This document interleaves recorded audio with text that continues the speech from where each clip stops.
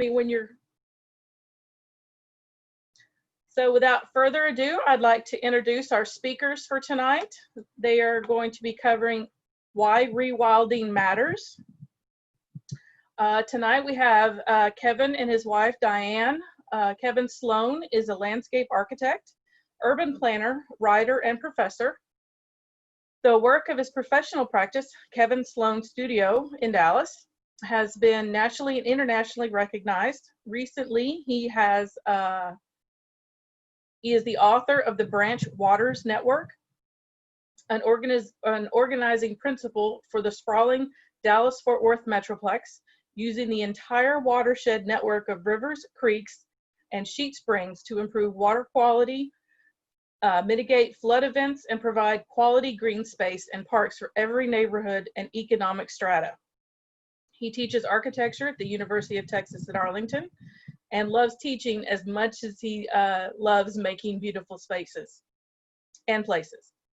Diane Sloan is the CEO of Kevin Sloan Studio. Her executive and studio leadership is informed by over 30 years of experience working for preeminent development companies in Texas and in the public relations department at Syracuse University, where she worked prior to relocating in Texas in 1995. She has a largely useless degree in fine arts from The Ohio State University and learned everything she knows about plants from the Native Plant Society of Texas. She is never happier than when she finally has the garden weeded, don't we all? And is ecstatic that a couple of green anoles have moved in this spring. How can we buy his book? Diane, would you like to tell us? Yes, he doesn't have a book yet. He's always working on one.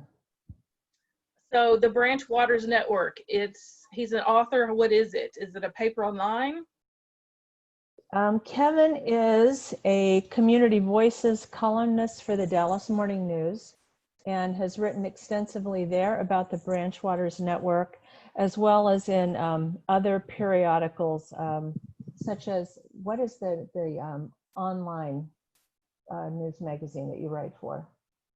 Well, I write for a number of journals, but that particular one actually comes out underneath from the American Institute of Architects. Okay, it's some journal, online journal from the American Institute of Architects. Also Landscape Architecture magazine. He's written for D magazine a couple times, Texas Architect and so forth. Great. Yeah. So without further ado, virtual applause. Welcome, welcome, welcome. Yay. Thank you for coming. Well, let me try to share my screen then. And I will start. And I hope you can all see that. Looks good to me. Great. Well, thank you for having us back. We seem to start most of our presentations with this slide. And it's especially appropriate for a lecture on rewilding. The city by nature is kind of a dream of our office. We'd love to build a city where people could live in harmony with the plants and animals of our world here in North Texas. And this fantasy city would have clean air and water, and it would be a place where you could easily spend time in the natural world. It's a place of rewilded areas outside the major population zones where bobcats and coyotes can hunt squirrels, which are, you know, the bane of my existence. And I would love for them to all be hunted. Suburban yards would be teeming with native plants and pollinators and songbirds. And there would be fewer parking lots and more parks. We're very idealistic people. And so talking about rewilding in a little bit is like talking about how you get to this fantasy city. Now, in our landscape architecture practice, we have a remarkably difficult time getting our corporate clients to invest in their landscapes. They seem to regard landscapes as akin to placing the parsley around the turkey. And I think you'll know what I mean when I show you the next slide. Here's some parsley around a house. It's pretty typical, it's attractive in its own way, but it's not going to attract much life. Doug Tilley refers to the American lawn as a dead zone, and that is exactly what this is. Now, sometimes the parsley is an appropriate response. This is a newly installed landscape. It's a Sloan Studio commercial project. And we had an enlightened client who let us plant natives. But remember from last month, just because native plants are used doesn't make it a rewilding project. Now, this rather attractive, if I do say so, landscape was done for curb appeal rather than for other purposes such as, attracting bears. To do a little more recapping, let's look at the definition of rewilding. Kevin and I have been talking about it a lot this last month and thought of some of the definition around the world, trying to hammer out something that's accessible. Here's where we are now. Rewilding is a deliberately programmed activity that drives ecological production. I'm sure that by next month we will have tweaked this a little more, but for right now it's what we're going with. It's a fairly broad definition of the term. But for our purposes today, let's look at a couple examples that fit the definition at different scales. The original definition of rewilding, put forth by Dave Foreman, concerned deliberate activity to restore large tracts of just true wild wilderness, and it encompassed what he calls the 3 C's, which would be restoring large tracts of core areas that would have original plants, be repopulated with original type animal species. And these core areas are connected to one another by wildlife corridors. In this large scale, a wildlife corridor would be like a narrow strip of rewilded land between the 2 larger areas, if that makes sense, kind of like a 183 connecting Dallas and Fort Worth. And these corridors allow the 3rd C, the carnivore, which he actually means the keystone species, which are the plants and the animals that are essential to that particular ecology. The corridors allow these keystone species to pass freely and flourish. One really interesting example of the introduction of a keystone species was in 1995, when wolves were reintroduced to Yellowstone National Park. The following decades have shown some remarkable and complex interactions, including the decreased survival rate of elk calves, the increase of the bison herd, and the recovery of flora such as cottonwood and aspen in different areas of the park. But please note that it's a large and remote area, and hence human intervention could be minimal, unlike, say, Dallas, Texas. I love wolves, but I don't necessarily want them in my backyard, although we do have one that shows up from time to time. His name is Clark, and he gets out of his yard sometimes. This isn't really true. Clark exists, but I'd love to have wolves in the backyard, although I suspect that Clark would not.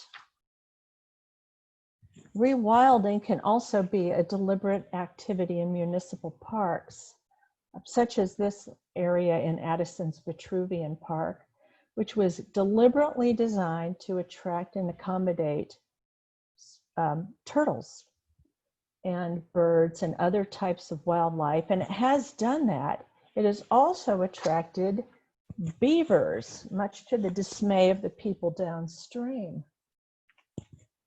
And on a larger scale, this is a picture of Phoenix Park in Dublin, Ireland, which is the largest municipal park in Europe. There's currently a campaign underway to rewild large sections of the park, which currently supports a couple herds of deer. And of course, our homes can be rewilded when we plant extensive native gardens to serve as wildlife habitat for our urban critters, such as insects, reptiles, birds, and small mammals. And I would, under our current definition, consider this to be a rewilding project. So now we've reviewed what rewilding is and is not. So let's ask why we would do it. Why does it matter? In most people's minds, I think there's a dichotomy between a wild world and a civilized world. The wild world is dangerous and has dangerous creatures in it. And when people think of rewild, they'll picture bobcats running around on the roof, chasing the squirrels to probably a tragic ending, or worse, alligators in the pool waiting to eat up the baby children. And obviously these things happen. We've got the photos to prove it. In the first lecture, we covered some of the issues that contribute to the problem of people being afraid of nature, or these creatures invading the places that we live. The urban and suburban density, the lack of adequate natural areas, and the lack of education on interacting with predators. So why should we do it? Why should we rewild? How do we persuade and educate people who are afraid of nature? Well, let's take just a lightning fast look at 3 different areas where rewilding can make an enormous positive and quantifiable difference in our daily lives, our cities, and if it's not being too dramatic, our planet. Environmental, economics, and human health and well-being.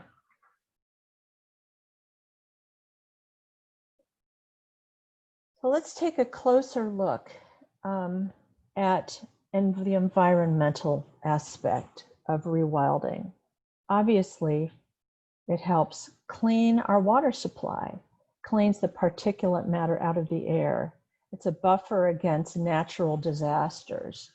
There are so many areas here that we could really bear in on, but we just don't have the time. I want to use this time to take a quick and closer look at 2 aspects of the environment that having to do with climate change. The first is carbon dioxide. I have this really cool GIF, if I can get it to work. Yay! There is no doubt at all that the Earth is undergoing climate change due to human activity. Gases that contribute to the greenhouse effect include water vapor, carbon dioxide, methane, nitrous oxide, and chlorofluorocarbons. The results of the resulting climate change include rising sea levels. Hold on, let me see if I can get this to move forward. There we go. Shrinking glaciers. And if y'all haven't seen this documentary, Chasing Ice, it is excellent. If nothing else, the photography is just spectacularly beautiful. I highly recommend it. I think it's available on Amazon right now. We'll have longer, more intense heat waves, extreme weather. Here is just a look at the increased levels of carbon dioxide in the modern era. If you can see that, there you can see it a little bit there. poking up against my the top of my screen. Rewilding can help this by preserving and replanting original natural environments. Plants are carbon sinks, taking CO2 and particulate matter out of the air. Trees especially are extremely good at this, storing carbon in the leaves and in the wood, consuming about 1/4 of CO2 pollution. Of course, climate change brings increased risk of fire, which turns trees from a carbon sink into a carbon source as the trees release their carbon back into the atmosphere. But never fear, all is not lost. A study by UC Davis concluded that grasslands, such as prairies and savannas, are more resilient as carbon sinks. They're less effective than trees, but they're more resilient, storing the carbon underground in the roots and soil. As a natural habitat, grasslands cover about 40% of the earth. It's shown here in the brown. So you could see the great potential we would have of rewilding these vast areas of land as much as we can in securing some of the atmosphere's carbon dioxide. And since it's just so hot, and I wanted a practical example, rewilding also helps mitigate the urban heat island effect. Rewilding can affect our ambient temperatures. And we're covering a lot of material here, so I'm going to assume that you're all familiar with this diagram or something like it. As we move away from the hard surfaces of the city where the heat just reflects and bounces off them, and going into the increased vegetation of the countryside with fewer hard surfaces, the temperature cools with shade and the process of evapotranspiration. Now, several years ago now, one of the hottest, driest cities on the planet, Madrid, Spain, decided that they needed to take a proactive approach to protect their city from climate change. And being an old city that is mostly stone, they designated a trial neighborhood and built a series of vertical green walls. This is a photo of the most famous one by the artist Patrick Blanc. The walls are difficult to maintain, but for their purpose, they were a spectacular success, lowering the neighborhood temperatures about 7 degrees Fahrenheit. The city's taking other measures as well. It's not just the walls. They're expanding their park space, doing rooftop gardens and painting the rooftops white. But this is still a pretty dramatic example. Now, this is not rewilding by any stretch of the imagination, but it is about plant material making a more habitable world. So back to rewilding, why does it matter?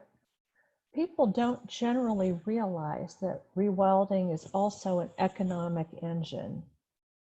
The economics drive the environmental production, and this is quantifiable.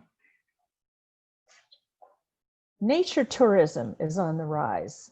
Kevin and I are not campers, to put it mildly, but we trekked out to the piney woods of East Texas a couple weeks ago to spend the 4th of July in this very one tiny, and I mean teeny tiny, cabin in the woods. It was really hot, but the wall on the end that you can't see here was a gigantic window, and we had a full-time view into the woods. There's also an unexpected economy generated by bird watching. According to a 2011 survey by the U.S. Fish and Wildlife, $41 billion is spent annually on trips and equipment pertaining to bird watching. That is 41 billion with a B. 666,000 jobs are created and sustained as a result of bird watching expenditures. In 2017, in the small city of Titusville, Florida, population 44,000, over a 5-day period, $1.3 million was generated by the Space Coast Birding Festival. And Texas A&M did this study in 2011, I think. I didn't write it down, showing that outdoor activity, mostly bird watching, generates $300 million every year in the Rio Grande Valley, creating and sustaining 4,407 full and part-time jobs. That seems like a very specific number to me. But this is an entire economy that really cannot be overlooked, and it's being generated by nature because people are hungry for it, and we will pay money to be in it. And what else does nature do? It reduces our energy costs. It reduces maintenance costs. It improves property values. And how can you quantify the effect of nature on property values? Well, homes next to a park have a value that's 8 to 20% higher than homes in the same area. The increase in value is only because of its proximity to nature. Trees increase property value, and this can absolutely be quantified. If you haven't been on the iTree site, I recommend that you get on it. It is so much fun.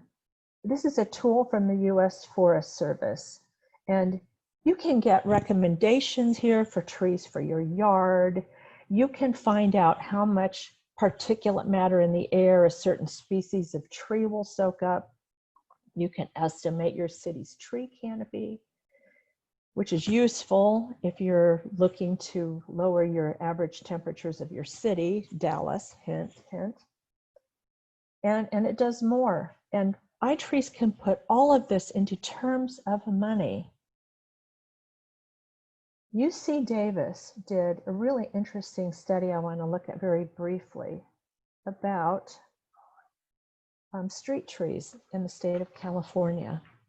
This is only about street trees, not trees in yards or trees in parks. The annual value of California street trees is about $1 billion, or which comes out to over just over $100 per tree per year. Plus it does all these other goodies. And again, this is not about rewilding, but it is about the value of trees. Now let's take a look at this pamphlet from the U.S. Department of Agriculture. They used iTrees to get the data. And I love the middle of this pamphlet, and I wish every homeowner would have a copy of this. It really shows the value of trees, including that large specimen trees can add 10% to your property value.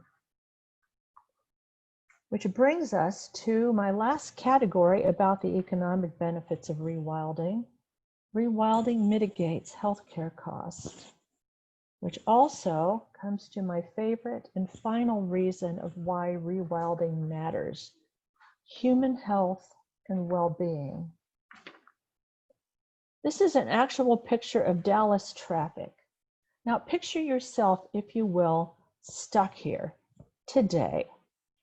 It's a hostile environment. There's no way to get off and you're stuck. And we've all been in this kind of situation.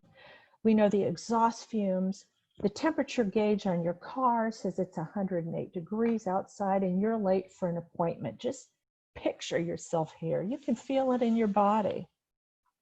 And now picture yourself here. This is one of my favorite places on Earth.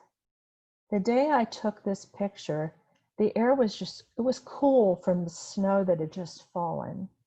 And it smelled like snow and sweet dried leaves and hemlock. And as you picture yourself moving through this beautiful woods, it's silent, except for the wind rustling the last clinging leaves and a cardinal singing his heart out. And how does that feel in your body? Well, it's no wonder that one image causes us to feel stress and the other one brings us peace. Humans have spent the vast part of our short presence on this planet evolving with the cycles of the seasons and the phases of the moon and the cues from the natural world. In the modern world, as a rule, we've removed ourselves from the natural environment and we are suffering for it. We live in stressful times. Even when we're not COVID crazy, modern life is stressful. It's noisy. Our electronics have turned our nights into day and have interrupted our sleep.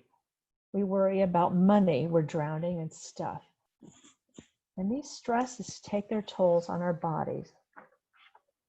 Stress can be a good thing. It can spur us to action, but we have elevated it to an art form, my friends.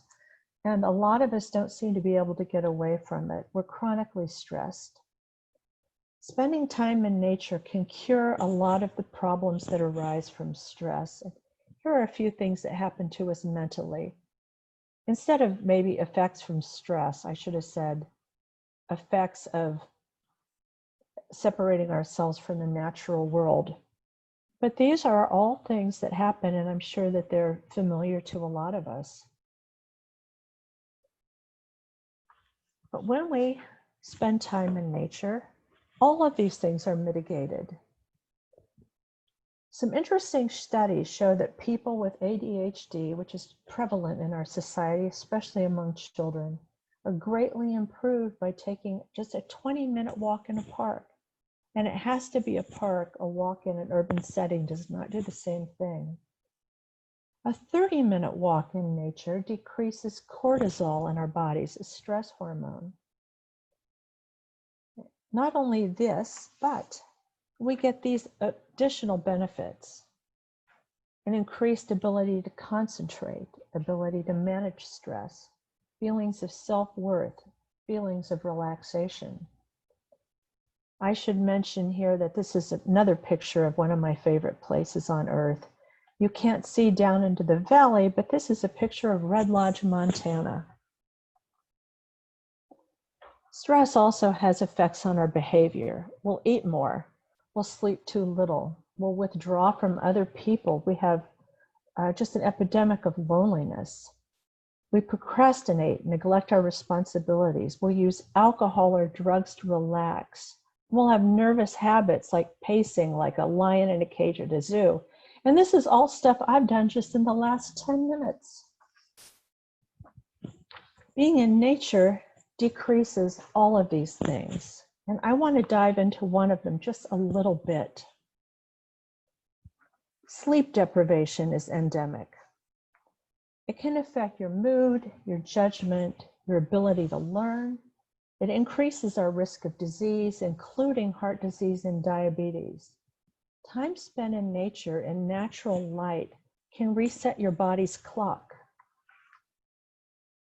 And in addition, and I couldn't find a reason in all my research why this happens, but it suggested that being in a green environment makes people kinder and more generous, which is probably the reason for some of the habits of the people in the Native Plant Society.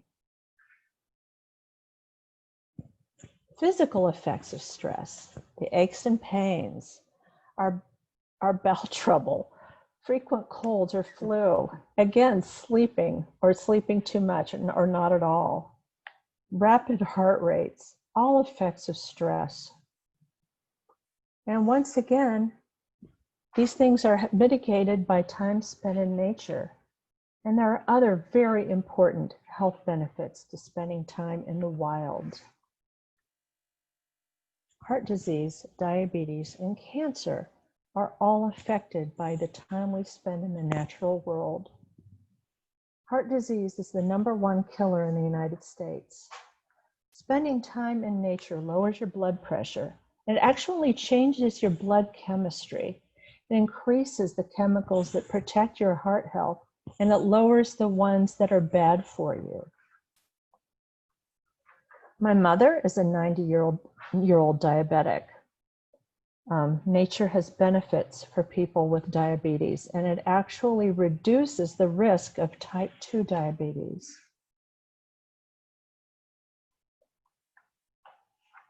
And the benefits for cancer, I don't know if you guys are familiar with what's going on with cancer research and treatment right now. A lot of it has to do with immune therapy.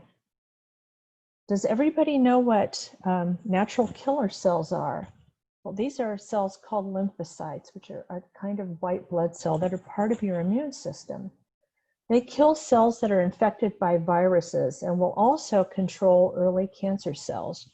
That they attach to a cancer cell, emit toxic chemicals, and then explode the cancer cell. Like, it's just a really cool thing that your body does. Well, 3 days in the woods boost your natural killer cells by 50%, and the effect lasts.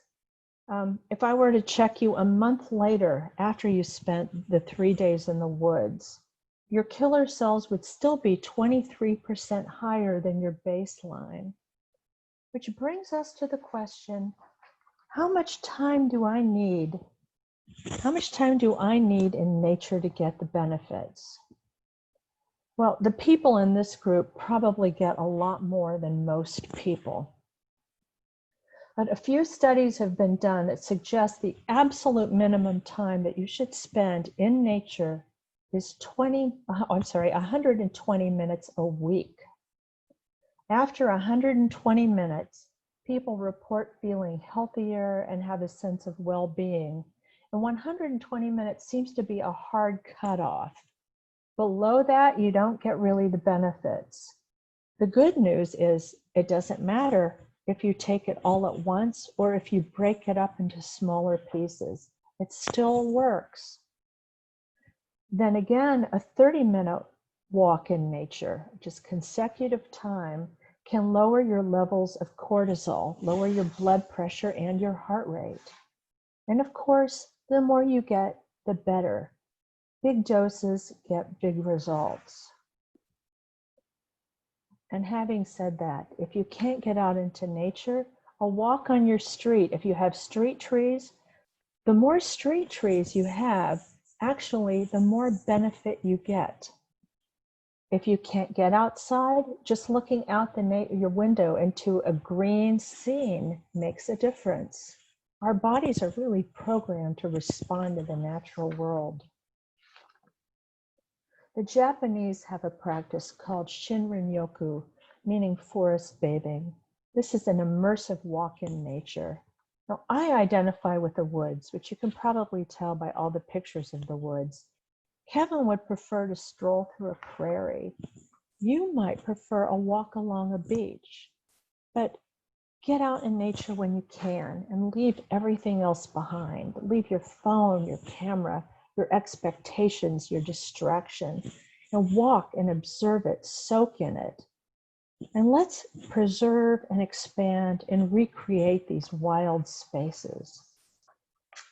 Kevin and I have said that rewilding is not a total answer to the environmental problems that the world is facing right now, but it's definitely a part in it. And it can start here with us. Thank you. Here are a couple of happy, well-adjusted people returning from a trip from the New Mexico wilderness and spa. And so I'm going to hand this off to Kevin right now, and he's going to tell you about his vision for a large project that's part rewilding and part sustainable nature-rich development.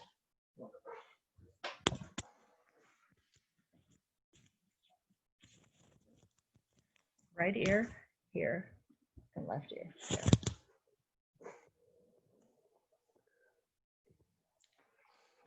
Wonderful. Thank you, Diane. And it's my privilege to now take our conversation really into the next step, which is talking in more detail about environmental procedures, the branch waters network, and how does something like this, how can something like this productively become accomplished for budgets, for schedules, for a culture that can never essentially get things done fast enough if they get them at all. I'm looking here at an aerial photograph. Let's start from the beginning. That I would characterize as a partial view, a fragment of the watershed network in North Texas. Just let your eye roam and follow the forms and shapes where you see rivers, you see continuous belts of trees. It's an ecological system that arose out of the prairie. Much of it still remains, although somewhat compromised in many different locations. Here is a view backing up and focusing on the one network that most of us typically are familiar with. That network is the highway network. You know, we typically identify, certainly in America, in Texas, with the motor car. And you're looking at a view here where you can see the highways, 183 and so forth. But what's fascinating is lying behind this is an entirely secondary network that essentially is comprised of systems of nature and ecology. We're looking here actually at a raging Texas thunderstorm somewhere around University Park in the mid-cities, but it gives you a sense of how large these natural systems, these natural formations essentially can be. And when we get down and at eye level with them, we begin to realize that there's essentially an undiscovered territory here. We don't typically think of the potential of these fibrous networks of trees, ecology, and drainage as something remarkable, number one, or number two, something with tremendous potential. What I have been writing about now for several years and calling the DFW Branch Waters Network is a name I have given to the watershed system and its fibrous networks of water, runoff, ecology, and trees to place an identifier, a cultural kind of identifier, that these just aren't belts of trees, but it's a system. It's a continuous system, essentially, and much more can be done with these sort of lines of continuity. Turtle Creek, the venerated kind of wonderful recreational corridor built in the early 20th century, is a demonstration of how a corridor of ecology and nature can actually make a majestic place. White Rock Lake is another example of something that isn't just or was or is a landscaping project or something about curb appeal. It's about placemaking. It's about creating identity. It's about creating cultural value, as we can see looking back towards downtown. And we now begin to see, as these projects start to compound, that we're actually now getting networks of human activity and placemaking as further identifiers of this kind of phenomena that leverage up the cultural, natural, and economic value of what they can offer to all of us. This is a sketch and a drawing of a project, a proposal called Panther Island in Fort Worth. This is a remarkable idea of taking drainage, essentially engineering, and turning it through the eye of essentially urban designers. So it's not just an engineering project, but a placemaking project with nature, water, continuity, connections, recreational trails, and so forth. Here is another project in the mid-cities area that's leveraging up hike and bike trails. If we said we were just going to do a hike and bike trail, we probably wouldn't get excited or think that's remarkable, but suddenly, if we're making a project that's about cultural connections, physical and spatial connections that link us more beautifully as a society, that's a completely different thing. These are the kind of places we go with our thinking. Here is a view of what I've come to call the DFW Branch Waters Network. I call it this because it is a network of ecological production, trees, connections, shade, and so much more potential. This remarkable image, when I first saw it, just absolutely froze me in my tracks. This is a drawing, a diagram of the watershed network in North Texas, just highlighting the watershed corridors that we typically see as places, spaces, and areas of runoff. It looks like a fibrous network of nerves, like a neural net that's made out of blue that's alive. The branch waters come in a whole variety of ecological types. We're looking here at a couple of essentially corridors that could have been once part of the branch waters network, or once and in the future part of a future network that's in the process of becoming. On the right-hand side, notice the runoff. These are two examples of branch waters that, for the most part, still remain. They were part of the original ecological network. Some of them have been damaged. Some are in the process of being environmentally repaired. Next slide. You know, we take a lot of this so much for granted. We don't realize this system is right under our noses. This is a photograph showing how the natural springs of North Texas and this area not only became placemaking identifiers, but they actually are, are producing ecological production and also connections between these different linear fibrous environments. So oftentimes we just, again, what's right in front of us, what's familiar to us, is oftentimes overlooked. These corridors, they're not, gushing Colorado rivers, but they're still sublime. They're quiet. They're sort of, reserved in their environmental presentation.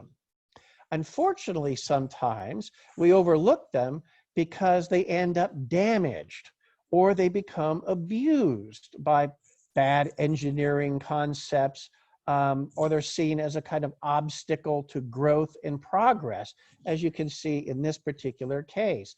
My office took this one right here. This was its existing damaged condition, and used environmental design, landscape architecture, and urban design to make Vitruvian Park. We took what was otherwise just a drainage condition and turned it into what I think, with all due modesty, is a magnificent place in North Dallas for families, for economic production, and so much more. Here is a view from a slightly elevated angle of Vitruvian Park. This could have otherwise been just another kind of piece of curb appeal or a small watershed project we, using landscape architecture, took the opportunity to make a place, to make an identity for people to get inside and fall in love with their environment. Here is an amphitheater that we designed and built as part of Vitruvian Park, which demonstrates how human activity in the branch waters can coexist. These are not conditions that are mutually exclusive. The design of one kind of thing can attract the potential of the other. Every year, Vitruvian Park has a holiday lights festival. And this wasn't something that we dreamed up on our own. It was a phenomena that grew out of the potential of the place. They have this festival of lights that of their own making that attracts about 50,000 cars every year. I mean, those aren't small numbers. Here's another view of what the Branch Waters Network, why I'm calling it the network is to give it a proper identity in everyone's imagination, can become in several locations along the Trinity River through Dallas County. We make things like this. This is what design architecture, landscape architecture does, is we turn places that aren't worth remembering into places that we can't forget. Another example of how essentially, notice the blue, the water, the green down in the foreground, where the watershed network is the agency that creates the desire for people to want to come to this corridor, congregate, develop projects along it, and so forth. Here's another example along the Trinity River, much more dense, much more urbane, but along the outside edges, this is a piece of the Trinity River that will remain in a natural kind of riparian condition, even though it also is just as beautiful as if we didn't touch it at all. You know, when I did this particular collaboration with the Rotterdam firm OMA, it got me to thinking about a 40-year-long debate in Dallas and how to create a park and finally get some kind of an urban nature park built. We've been talking about it for a long time. It seems like it's about ready to happen, but something always sputters, gets in the way. How the Branch Waters could get it built might look something like this. You know, here we look out over the Trinity River floodway. Can you believe that such an environment exists so close to a major metropolitan downtown? I know we talk about the Trinity, we look at the Trinity, it's always there, but I think personally, we take it for granted out of the extraordinary possibility that there it is, and so much more can be done with this. For 40 years, Dallas has hired world-famous designers to try to create concepts that are somewhat foreign in their attitude and dispositions to the river. We want to import a piece of this city or that city or whatever. We never have really embraced the natural beauty of the watershed network we already have. This watershed network was built to protect Dallas against flooding. So this isn't something that is just an aesthetic conceit. It's something that's also doing some very important work for our city. It's keeping our city safe from drowning under the runoff that just constantly keeps pouring off of the Trinity watershed network. There's a name for this phenomena, this ebb and flow. It's called Dream Lake. That's what Kevin Sloan calls it anyway. And it's indeed very exciting. Every time the Trinity River floods, and you've done this, we've all done this, we get in our cars, we run out, we stare at the water. We watch this water contemplatively flowing. We wonder where it's coming from. We don't want it to go away. But eventually the water of the Trinity River drains, leaving a damaged and destroyed natural system like you see here. You know, essentially, the debate is ongoing about what to do with this Trinity. But I think these photographs make the unassailable case that whatever is going to happen in the Trinity River has to be tough, it has to be resilient, and it has to be beautiful. This is where I think, and where my writing and advocacy and design work has been pushing the cultural conversation, is to accept this environment as a new kind of beginning that we haven't yet recognized. Rewilding the Trinity River is the breakthrough. It's the stepstone to finally get beyond the idea of trying to turn the Trinity River into an art project and let it become a rewilded landscape that will defend itself, that will naturalize, that will adapt.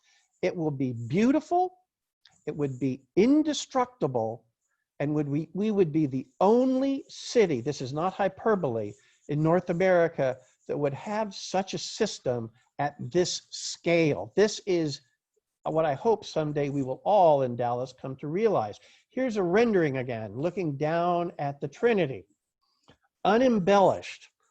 Look at the wildlife, look at the bird life. I mean, DFW is the largest city in North America. That's not an exaggeration. It's the largest city in North America with such an ecology going through the middle of it. Look at this diagram here. This is a diagram essentially of the what's called the North Central Flyway.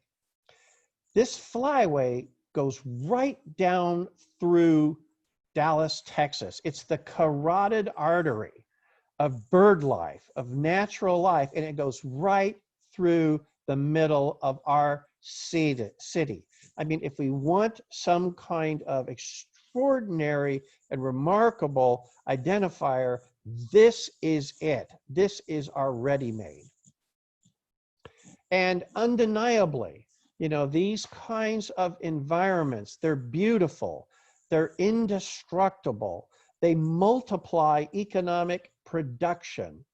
And you look at this and you say, that doesn't really look like Dallas.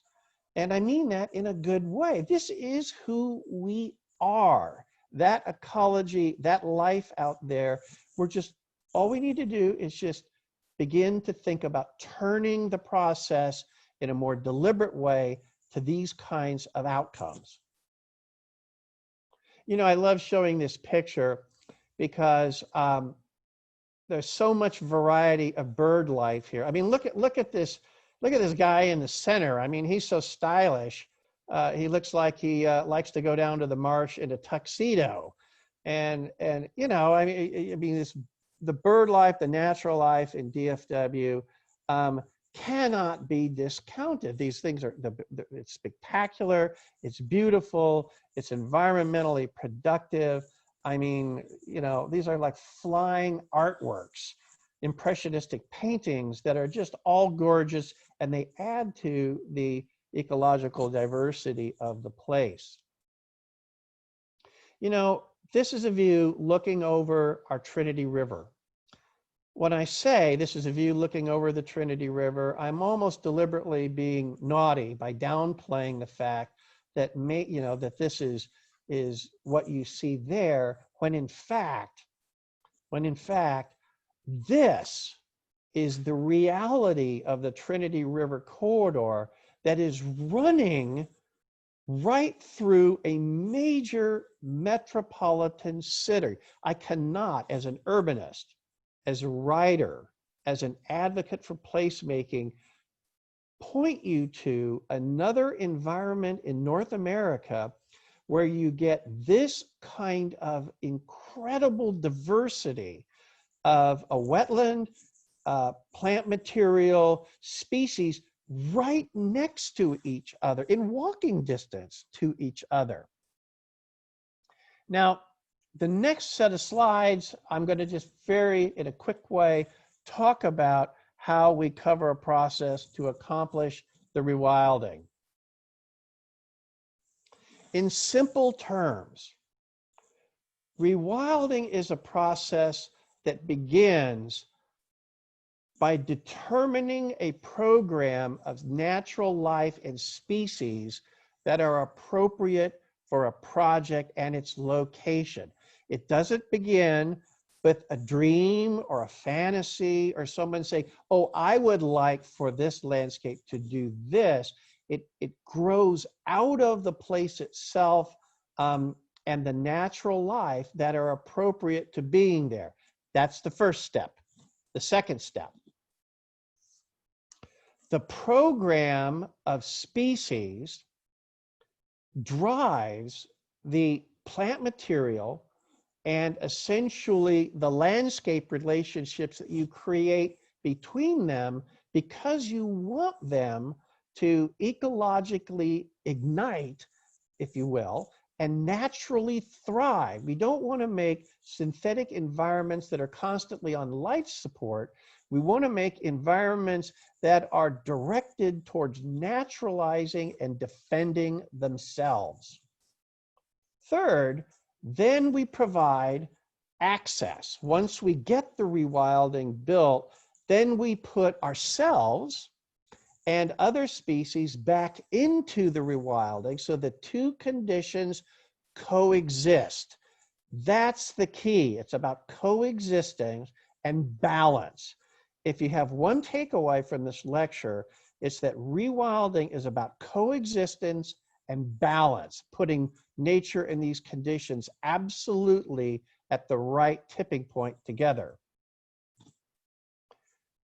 Rewilding then is about perpetuity. It's about going with the flow.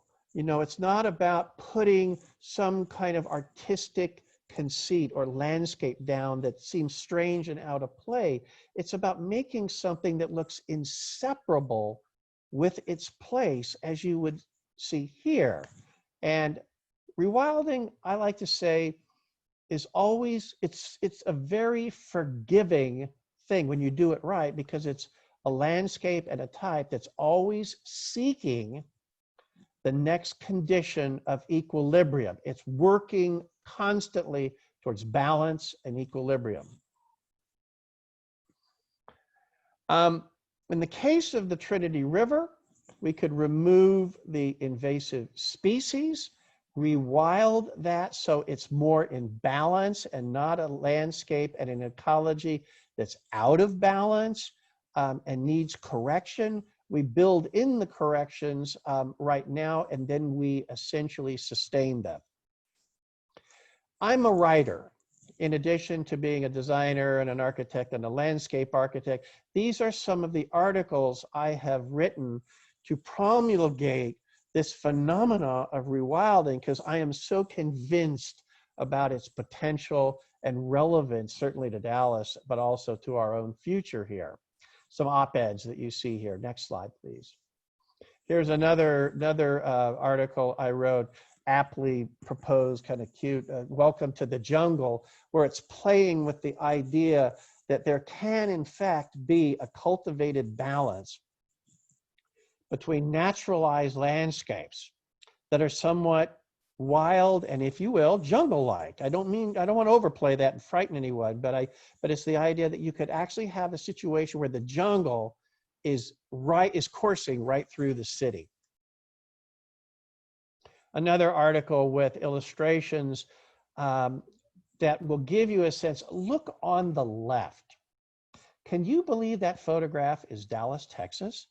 That's a view from an elevated position looking out over a large geography of the Trinity River that looks wild. You know, it's unbelievable, but it's the kind of thing that when you take a second look, you actually see so much more. More articles. We're turning the corner here and we're moving into the home stretch. So, you know, this idea of using the watershed as a continuous network for connection, for cultural elaboration, and so forth is right here. It is unique to our geography. So much more can be done with this. And right now, cities, as you can see in this cross-section of examples, are competing, ladies and gentlemen, they are competing ferociously with each other to vie for primacy because there is so much economically at stake with each one of these things. This is no longer about curb appeal. This is about building essentially cultures for their own future and success. That's what I have to share today. Probably sometime, hopefully shortly in the near future, we'll get together again, and there'll be a couple more turns of the crank as Diane and I continue to evolve our idea of the branch waters network and the idea of driving urbanism with nature, the Blackland Prairie, and so many of these other splendid and beautiful places. If you're ever in North Oak Cliff, come see us. As you might not realize, only Diane and Kevin Sloan would pick a place named after a world-famous landscape architect, George Kessler. We couldn't resist, but that's where we are. Stop by, see us anytime. We would be delighted to have you as our host. Thank you. Thank you.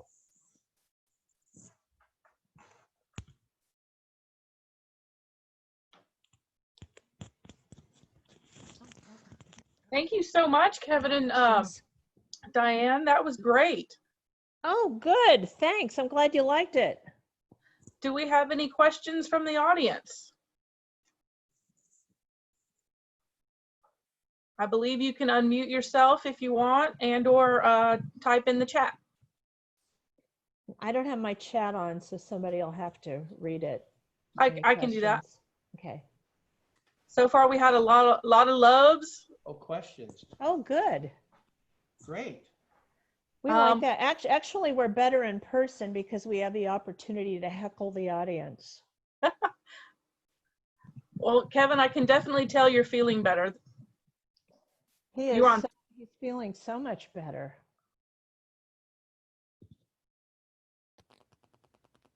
Many interesting ideas. Enjoyed the presentation. Someone earlier, I think you answered it. They wanted to know, do beach landscapes give the same health benefits? Yes.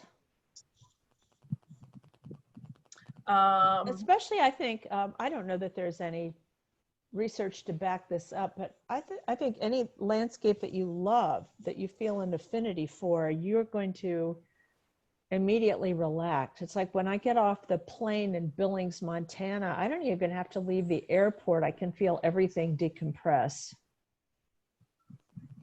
Makes sense.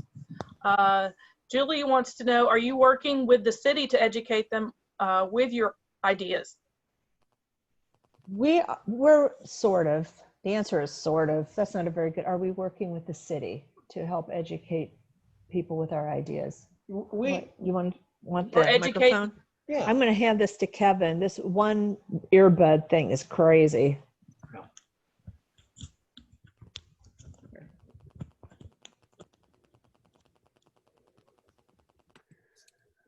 We are very blessed and fortunate to have our interests and fingers in a lot of different things going on. We are a professional landscape architectural firm. We do commissions and so forth, but we just don't go out and find another project to win, draw up, and then send it in, hopefully, for some kind of design award. We use our practice to cultivate essentially cultural productions, missions. We use it to do so much more than just provide only professional services. Although we do that, and Diane always points out, you know, we never want to lose our way and make sure that we're not on top of our project. But we see our practice and our office as an agency for making culture, making places that endear themselves to people, and so forth, and that turn the crank one more good rotation on some of these ecological things. You know, corporate firms, architecture firms, and so forth sometimes don't have the opportunity to do that. But our little, you know, kind of Swiss watch sport car of an office here has the ability to turn on a dime, follow leads, help clients, you know, develop projects and so forth.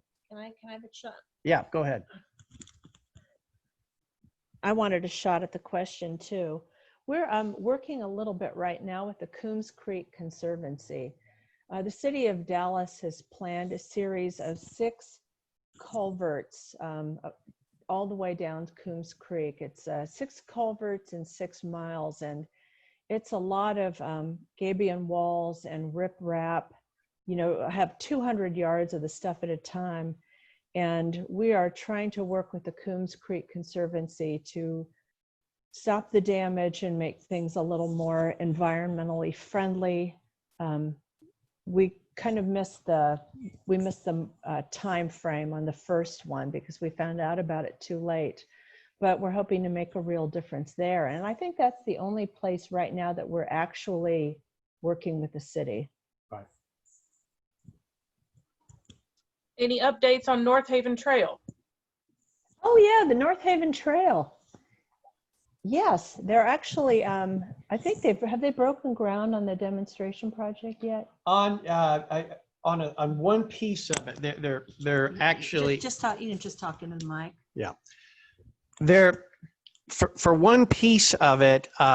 They're, you know, a lot of these kind of projects have to proceed incrementally, because there's never usually a big resource pool that can build things all at once. You've got to be strategic, you got to be clever, you got to map around kind of constraints. And so we are taking that constituency through a process where they're making incremental incremental progress in getting their trail accomplished in pieces, in parts. The key with these things is you want to move them in directions where the people, the constituency, the patrons can always see they're making progress. See, for years, decades now, the exalted Trinity River project was just stupefyingly frozen because they continue to not be able to make progress. They bite off too much. They drowned in too much ambition. And so what we do is with our clients, our patrons, is we help take them through a strategic set of exercises that are more bite-sized, so that the constituency groups feel like they can see they're accomplishing something, and they're doing it in cost-effective ways, making progress, moving the needles forward. And we've broken ground on phase 1. It's there's a trailhead at Inwood Road, and I believe that construction on that has started. Yeah. Awesome. Pamela, I'm going to skip your question since they answered that they were only working on the Coombs project. They were wondering if you worked with Dallas Parks and Rec. Carolyn would like to know, what are some things I can do as a community member to help make these ideas become real? Oh, well, right?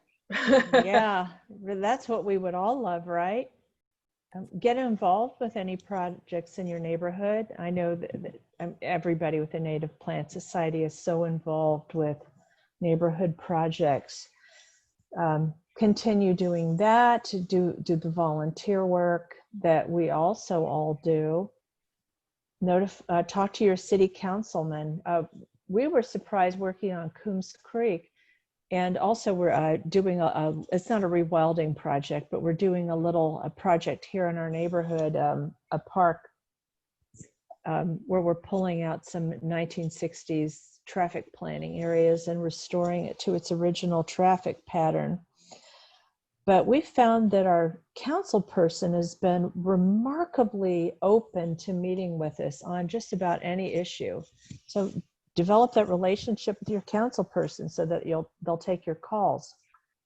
One thing that I can offer,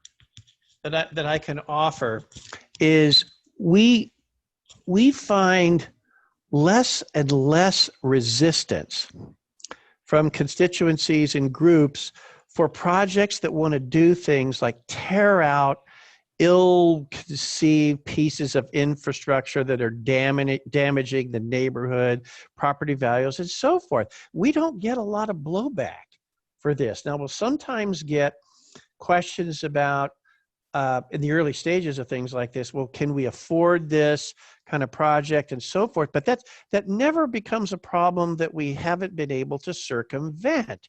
No one is out there, ladies and gentlemen, fighting to keep the engineering projects in place. You know, we all want a beautiful world, and if we can tear out some of this stuff strategically and replace it with more thoughtful kinds of design and environmental production, we don't get a lot of blowback, you know, from that in these projects. And that being said, I know that people lost the fight to keep the Pioneer Prairie, and I believe that is in Mesquite, and I believe that's already been plowed under, but neighborhood involvement saved Boy Scout Hill, so that is something. Janet would like to know, where is Coons Creek? Coombs Creek runs through North Oak Cliff. It's actually pretty close to our office. There is an area of it if near the main post office. Yeah. This is where is You can Coombs, see it right Coombs there. Creek. You've all driven by Coombs Creek numbers of times and never probably realized it was there, and it's as significant of a natural feature as it really is. It runs parallel to I-30 for part of the way, right around Sylvan Avenue, just south of I-30. And there's a nice walking trail there. We've started planting, just the neighbors have started planting some grassy areas and wildflowers. There's a lot of problems with invasive species, huge amounts of bamboo and the dreaded privet that need to come out. But everybody's behind making the changes on it and turning it into something really nice. There's some beautiful areas along it. An environmentalist told us that one area looked like nothing had ever been built on or around it, and that it was still in pristine condition. I haven't gone down there because it's full of poison ivy, but I'm intrigued. Yeah, we'll save that for the younger folks. Yes, indeed. Well, I think that's all the questions we had for now. Thanks again so much. This was a great presentation. Oh, we have one more coming in. Is there some sort of river authority over the rivers in North Texas? Is there some sort of river authority over the rivers in North Texas? That's the short answer is yes. They are significant. They're important. They're formidable. They are charged with tremendous amounts of engineering responsibility. You can, there's the Trinity River. Is it the Trinity River Authority? Trinity River Authority, right. That is one of them that's kind of nested down there in the bottomland. You've all seen at some point or another all the conversations about the Exalted Trinity project that has been an ongoing enthusiasm by some patrons for, for decades and decades now. And all of this is beginning to gel and to take off, because the triggering point will be when we finally turn a corner and build something. I keep telling the patrons in Dallas that the most important thing, their most important next step, is not to accomplish a world famous landscape park. It's just get something built. And so what you need to do is show accomplishment, and that doesn't take the whole project. And also, I believe the Tarrant Regional Water District is has authority over the rivers and streams in Tarrant County. Yeah, TRWD is an extraordinary agency. You're more than likely familiar with them. We've done a couple of our best projects. Airfield Falls was one of them. Beautiful little kind of park nested in down amongst the waterway that has really led to some other things. You know, these things are sort of like stepstones. You just got to get them going. And then if you can get them going, keep them going, it's almost like they will compel themselves. Yep. Well, thank you very much. I think that's all we have, all the questions we have. I really appreciate both of your times and the commitment you've put into these presentations. It's really showed, and I can't wait to share it to everybody. Great. We were excited to do it. We love the Native Plant Society. I sing with a women's chorus on Monday night, so I usually can't attend the meetings, but this is great because, you know, I can watch it later. Well, now that we're going to try to do more than one a month, you can join us on a non-Monday. I know, that's so exciting. Well, take care. Thanks again. Thank you Thanks so everybody much. for joining us.